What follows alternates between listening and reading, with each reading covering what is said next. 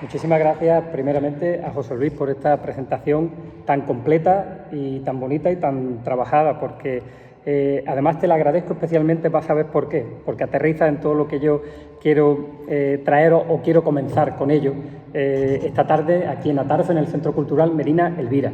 Mi agradecimiento a Jennifer García, está por aquí también el técnico de Cultura con el que he tenido palabras estos últimos días. Palabras agradables en torno a la cultura, en torno a la literatura. Muchísimas gracias, resto de concejales presentes, amigas y amigos, por estar aquí acompañándome en un momento de mi vida que lo estoy viviendo con una ilusión renovada. Porque si el flamenco me ha ido llenando a lo largo de todo este tiempo de grandes encuentros, mi vida de niño que se cría en un pueblo, de pronto conoce lo que es el mundo de la universidad y me adentro en el flamenco, aquello me abre una experiencia sin duda viajera, enriquecedora, en la que constantemente he ido visitando sitios, lugares que me han convertido, bueno, yo diría que en la persona inquieta y curiosa que soy hoy día. Pero claro, todo esto no es gratuito, uno no se hace de la nada y por eso agradezco especialmente, porque yo estoy muy agradecido que José Luis haya mencionado algunas de las personas con las que comencé, a las que le sumaría el nombre de mi amigo Pepe Guardia. Pepe Guardia, no sé si lo recordáis, fue el primer diputado de Cultura que tuvo la Diputación Provincial justo después de la transición, y su hija Irina está aquí con nosotros y me llena el alma siempre que la veo por el recuerdo emocionado. Él, por desgracia, se fue demasiado pronto, como les pasa a muchos genios, a muchos de los grandes, pero sin duda fue otro de mis referentes. Y fijaros, hoy en día quiero comenzar por aquí. Le he dicho a Jennifer, la concejala, cuando entraba, que hoy para mí era un día muy bonito. Y es un día muy bonito porque en Atarfe, por el apagón, no pude estar el día del apagón, como bien sabéis. Yo creo que sé quién tuvo la culpa del apagón, fue un amigo mío, Nel Zaidín, porque se enchufó muchas cosas a la vez y ya se ha descubierto que el foco fue aquí en Granada. Yo diría que fue en el Zaidín. Tenéis que imaginaros la boca que me echa cuando le digo esto, ¿no? En fin. Pero es que me encanta sentirlo porque es el típico malafollá granadino, pero a Chanquete, Irina, para más señas, el amigo Chanquete. Bueno, 19 de mayo. ¿Por qué es importante esta fecha en un acto cultural? Porque veréis, os voy a traer, y voy a empezar con esto, con un poema que para mí fue revelador, porque me descubrió al que ha sido uno de mis poetas de referencia. Y os pido que abráis el alma y los corazones para escuchar a Javier Egea. Javier Egea, sabéis que nos dejó un 29 de julio de 1999, decía que la poesía estaba agotada, que el amor no era posible en el capitalismo, pero antes había tenido tiempo, a pesar de su juventud, de amanecer una literatura en torno a aquella generación que es una de mis favoritas, de la otra sentimentalidad, que como sabéis nació en 1983 Luis García Montero, Javier Egea, Álvaro Salvador, y las mujeres, que nunca se nos olviden, las mujeres, Teresa Gómez, Ángeles Mora, hoy día Premio Nacional de Literatura, como sabéis, y Inmaculada Mengíbar. Ellos tres fueron fundamentalmente el núcleo duro de esa otra sentimentalidad, a la que también hay que sumarle el desaparecido recientemente Antonio Jiménez Millán, o nombres como Benjamín Prado, entre otros muchos, ¿no?, que estuvieron alrededor. Pero fijaros, este poema, que se titula 19 de mayo, según Luis García Montero, fue el que le reveló que tenía un amigo verdaderamente poeta, Javier Egea, Quisquete, como le decían los amigos. Y fijaros qué cosa más bonita y qué manera de narrar cómo perdió la virginidad. 19 de mayo. Existe una razón para volver. 6 de la madrugada de la calle Lucena, donde los basureros y el sereno tenían su eterna cita con el café con leche y el aguardiente seco, a donde los borrachos concluían la noche soñolienta del vino repetido. 19 de mayo, pensión Fátima, en donde la pregunta del abrazo desnudo supo al fin el porqué de tanta lucha, la clave del sudor sobre las sábanas y la virginidad redonda, amanecida, reconoció la llave de su casa madura, con una verde mano le puso rumbo exacto y la llevó a su centro, y siempre, siempre, siempre nació allí la tormenta del esperado amor como un racimo. ¿Quién hubiera pensado que la tercera planta, la habitación oscura, el urinario sucio, las hojas del diario clavado en la pared y la maceta artificial, el plástico de las flores chillonas, iban a ser testigos de aquel incandescente poderío, de tanta luz sin freno, de aquella tempestad acribillada? Después de tantos pájaros, persiste en los teléfonos del aire, en alta mar aún vive, y es el regreso un tramo de la vida. Existe una razón para volver a la ciudad del gozo, a la pequeña aldea de la pensión barata y las comadres raídas en la esquina. Existe una razón para aquella manzana de casas apagadas, para una turbia calle que fue la geografía de mi primer amor, el mapa donde tuvo mi gran pasión, su cuna. Con este recuerdo de Javier Egea me gustaría dar comienzo a esta tarde. Y has nombrado a Javier Egea y te lo agradezco porque Javier Egea es uno de los personajes que aparecen en este libro. Bueno, os decía que estoy en unos momentos muy felices. Fijaros, vengo de Torrelavega, donde en una asociación cultural llamada Octubre, de unos chavales jovencísimos porque son de mi edad, os digo, es decir, insultantemente jóvenes, han creado, es decir, para que os hagáis una idea, tienen como 2 casas alquiladas en una nave donde hacen los conciertos y en otra tienen una casa que la han convertido en un escape room. Para las personas de mi edad hacia arriba, los escape room es un sitio donde te hacen una serie de pruebas que tú tienes que pasar para poder conseguir terminarlo bien. Bueno, pues el escape room es una pareja de milicianos que aparecen ante un grupo de perseguidos políticos en los primeros años del franquismo y de la dictadura, y ellos te dicen que te van a ayudar a cruzar los Pirineos, pero antes tienes que superar una serie de pruebas, y la serie de pruebas que van sucumbiendo ahí a través de una casa que da un poquito de miedo porque tienes que ir, pues imaginaros cómo son, todas políticas, todas en torno a la memoria. Bien, digo que vengo de allí, de esta asociación de Octubre, que he venido un poco con el síndrome de Stendhal, por tanto bello que he visto en torno a un taller de Aris, uno de ellos, y había gente en el público, venían a verme cantar, pero había gente del público que ya había leído mi novela y que venían allí no por el Juan Pinilla cantador, sino porque habían leído mi novela y les había emocionado. No puede haber nada más gratificante para una persona que le dedica tanto tiempo a escribir un librito en el que le he puesto pues muchas horas y mucho cariño, que te digan esto. Y veréis, esta novela que se llama Los colores de la nieve, yo la empiezo a escribir como un regalo para mi amigo. Yo soy una persona que entiendo que la amistad es el mayor don que nos ha sido legado a los seres humanos, y de eso va la novela. Una novela fundamentalmente de amistad. Hay una lectura literal, una lectura bastante cómoda y entendible, en la que se presenta un grupo de amigos, jóvenes, chavales que viven de alguna manera en los márgenes de una sociedad, que no entienden, que no comprenden, cuyos valores no comparten del todo y que de alguna manera esa sociedad también los ha apartado, y ellos, a través de las pequeñas resistencias que ejercen, pues en aquellos finales de los 90, una chica que quiere ser pintora, pero que la familia, ya sabéis, en aquella época, yo quiero tener un niño o médico o abogado. Ahora, pegaba una patada y salían 500 abogados en aquella época. Sin embargo, ese sometimiento familiar los hace estudiar carreras que tengan salida, pero uno de ellos es aprendiz de escritor, por ahí aparece La Tertulia, el bar de La Tertulia. En fin, comienzo para deciros que es un libro de amistad, un libro que yo escribo en principio para regalarlo a mis amigos, pero conforme voy escribiendo la novela me voy dando cuenta que sí, que había ficción, pero que lo que ocurría aquí yo lo había vivido, y que la mayoría de los personajes, por no decir todos, eran amigos míos, o habían sido amigos míos, o los había conocido y lo había tratado tanto como para saber desgranarlo desde el punto de vista de las almas, que es lo que se traza, ¿no?, en una novela, ¿no?, ese conocedor de almas que era Marcel Proust, decía Paco Umbral.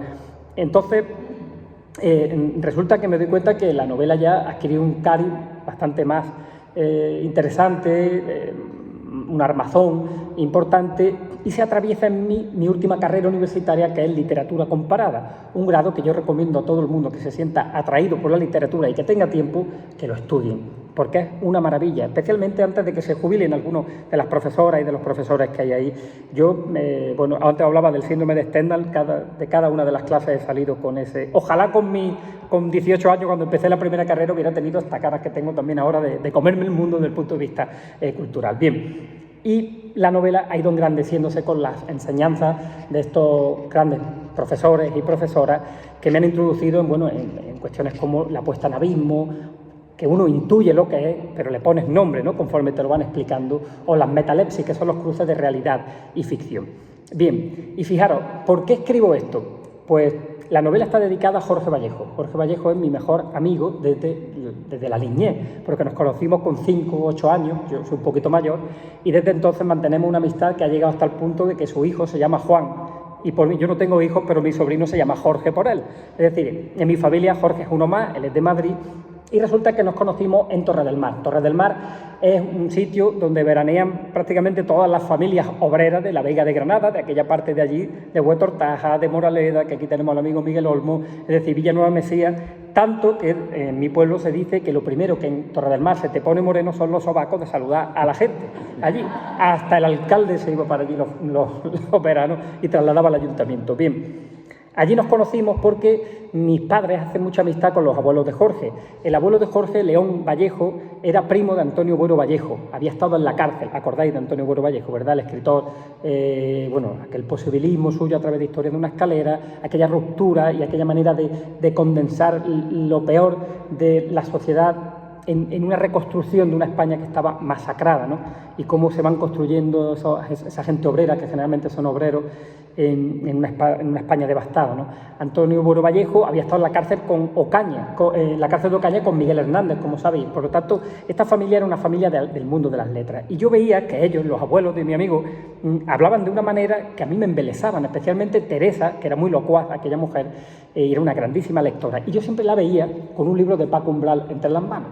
Y yo, pequeño, pero yo decía, yo si quiero hablar como esta mujer, que yo quiero describir el mundo y hacer la palabra performativa, es decir, ella decía algo y tú lo estabas viendo, cuando te explicaba el Madrid de Tierno Galvano, cuando te explicaba el Museo del Prado, el Paseo del Prado, cómo se llegaba hasta allí, era una mujer que había leído tanto, que tenía una cultura vastísima y un vocabulario tan rico, que ahí te das cuenta del poder hipnagógico que tiene la retórica. Esto se lo vieron ya los romanos, los romanos y antes de ellos los sofistas vieron que la retórica tenía un poder de atraer a las masas y de cautivar a las masas, que establecieron hasta tratados, ¿no? Aquello de la dispositio, la narratio, cómo debe hacer un tratado o un discurso para llegar a la gente y que la gente se convenza de lo que tú quieres. Hoy día eso, por desgracia, ha degenerado en los grandes anuncios que nos están bombardeando constantemente de compra, y saben cómo llegar, ¿no?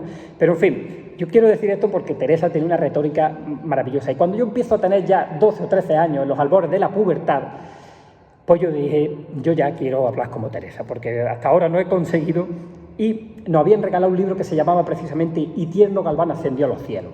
Fijaros qué contradicción, ¿no? Pero es que Tierno Galván decía, hijos míos, Dios nunca abandona a los buenos marxistas. Entonces un poco Paco Umbral coge esta simbiosis ahí y la convierte en libro y cuenta sus memorias junto a Tierno Galván en aquellos años 80. Y cuando yo empecé en los albores de la pubertad, ya sabéis cómo era Paco Umbral. Paco Umbral se pasaba medio libro haciendo la mejor literatura que se hacía en aquellos años, bajo mi punto de vista, y medio libro contando batallitas sexuales. Que luego, ya sabéis que si veis los grandes documentales, por cierto, os recomiendo Anatomía de un dandy, que se puede ver en internet, donde te muestran de alguna manera por qué Umbral era ese personaje tan desagradable en algunos momentos, cuando ves lo que sufrió en su vida desde que era un niño, que nació en fin, y se crió prácticamente en un orfanato hasta que la madre lo recoge cuando ya muere el abuelo. En fin, una historia muy trágica. Se le muere un hijo con 5 años, no sabéis, al que le dedica Mortal y Rosa, que cumple 50 años este año. Yo he tenido la suerte de conocer especialmente a su viuda, María España. En fin, Umbral a mí me fascinó. Claro, empiezo a leer ese libro y un niño que está despertando la pubertad, yo dije, El barco de vapor, está muy bien, la colección del barco de vapor, pero literatura es esto. Y a partir de ahí me convierto en un lector empedernido hasta el punto de que, bueno, en mi casa cuando yo era un niño había una música que sonaba que era el flamenco, o escuchaba cantar a mi padre, a algunos de mis tíos, pero también había una pequeña biblioteca que yo fui devorando. Cómo acabé con la biblioteca municipal de mi pueblo, que el otro día fue muy bonito, José Luis, porque en la presentación de mi pueblo, mi hermana es la actual bibliotecaria. Y claro, sabéis que, está por aquí por cierto la bibliotecaria de Pilar, allí.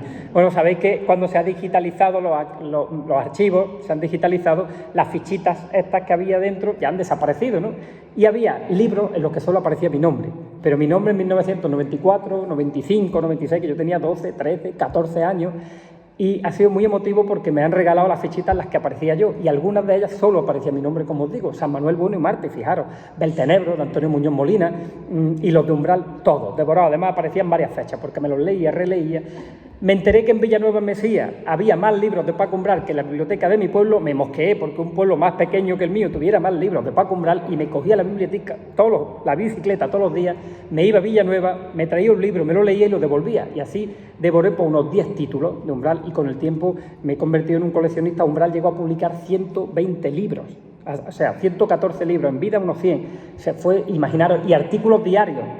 Algunos hablan de 120.000 artículos, 118.000, otros 60.000, otros 30.000, no se sabe cuántos, pero miles y miles de artículos. Fue un hombre muy prolífico. En fin, todo esto para contaros que la amistad, de alguna manera, cuando se cruza en mi camino, de estos amigos de Madrid, me convierte en lector empedernido, y por supuesto contribuye que mis padres tuvieran una pequeña biblioteca, y de ahí vienen estos colores de la nieve, porque uno no canta si no eres antes un aficionado, un oidor, que decía Antonio Mairena, y escuchas cante flamenco. Lo mismo que no escribes si no has sido un gran lector. Y perdonar que ponga y que emplee los adverbios y los adjetivos, que ya os digo que son las palabras más débiles del lenguaje, que tenemos que evitarlas siempre que queremos que se nos entienda de verdad y explicar una cosa con sustantivos y con verbos. Ahí está la sustancia del lenguaje. Porque cuando uno dice bueno, malo, alto, bajo, bonito, te mete en el terreno de los subjetivos, de lo polar. Los adjetivos necesitan su contrario para vivir, mientras que los sustantivos y los verbos no.